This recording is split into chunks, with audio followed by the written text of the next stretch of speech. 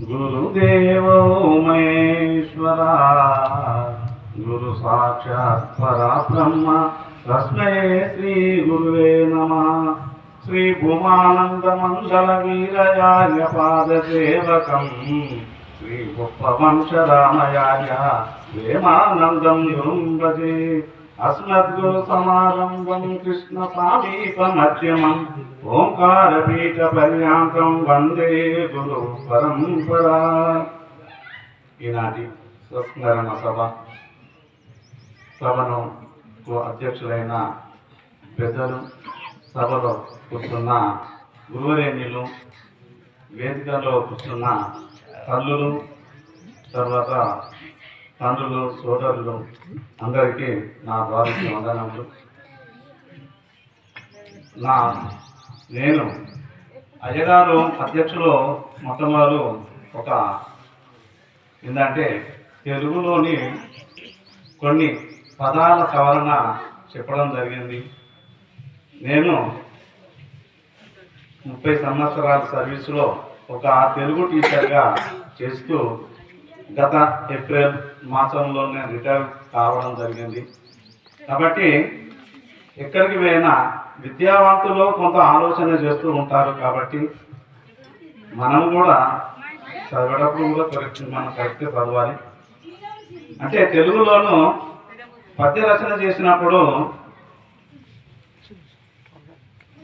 మన ఈ యొక్క కార్యక్రమం నిర్వహిస్తున్న ముడుపు పెద్ద బాలరెడ్డి మహారాజు, తర్వాత ముడుపు మనమ్మ అమ్మగారికి మా ద్వాదశ వందనములు। ఎందుకంటే పోయినవాళ్ళంతా గొప్పవాళ్ళే, ఉన్నవాళ్ళే చిన్నవాళ్ళు, ఎందుకంటే వాళ్ళే ధన్యులు। ఇప్పుడు మన పెద్దలు చెప్పారు, శాంతానంద అంబేద్కర్ మహారాజులు చెప్పారు, ఎందుకంటే ఈ శరీరము వచ్చింది కానీ 84 లక్షల జీవ చరాచర జన్మలో మానవ జన్మ ఉత్తమమైనది, ఉత్కృష్టమైనది। ఎందుకంటే దీనికి జ్ఞానం ఉన్నది, మంచి చెడు ఆలోచించే ఒక జ్ఞానం ఉన్నది। కాబట్టి మంచిని చేయడము అనేది గురువులు కూడా నడిపించాలి శిష్యులకు।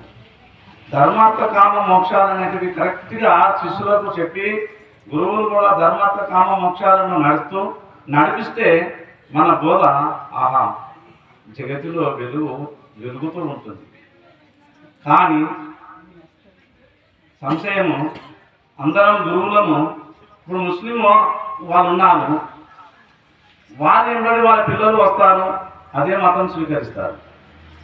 క్రైస్తవులు ఉన్నారు, వారి పిల్లలు కూడా అదే యేసు మతాన్ని పాటిస్తారు, కానీ మన మతంలోనికి గుంజుకట్టిన వాళ్ళు రాదు। మరి మనము మన పిల్లలను ఎందుకు తీసుకొస్తలేమో, ఇది గొప్పనైన సాంప్రదాయం చెప్పుకున్నామే కానీ మన నడకాల పోతుందా, మన పిల్లలకు మనం అందించలేకపోతున్నామా? అది ఒకసారి నేనేమన్నా పొరపాటున్నా అంటే నన్ను మన్నించండి, కానీ అందరూ గురువులు అనే వాళ్ళు దాన్ని వారి పిల్లలను కూడా నడిపించాలని ఒక నా భావన।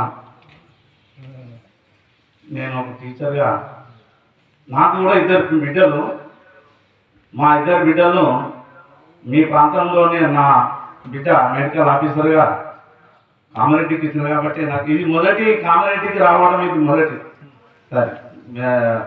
సదాశివ నగర్లో మా బిడ్డ మెడికల్ ఆఫీసరు। మీ పిల్లలను కూడా సాంప్రదాయంలో నడిపించి మన చాక ఇంకా వెలుగుతుంది, ముందుకు పోతుంది। మన పిల్లలను నడిపించకపోతే మనం గురువై మనతోనే అంతరించిపోతుంది। మన తర్వాత పరంపర చెప్పాలంటే మళ్ళీ మన పిల్లలు నడవంది బయట తల్లి పిల్లలను తీసుకొచ్చి పెడితే ఎంతైనా బయట తల్లి పిల్లలు బయటనే। కాబట్టి అదొక్కసారి గమనించండి।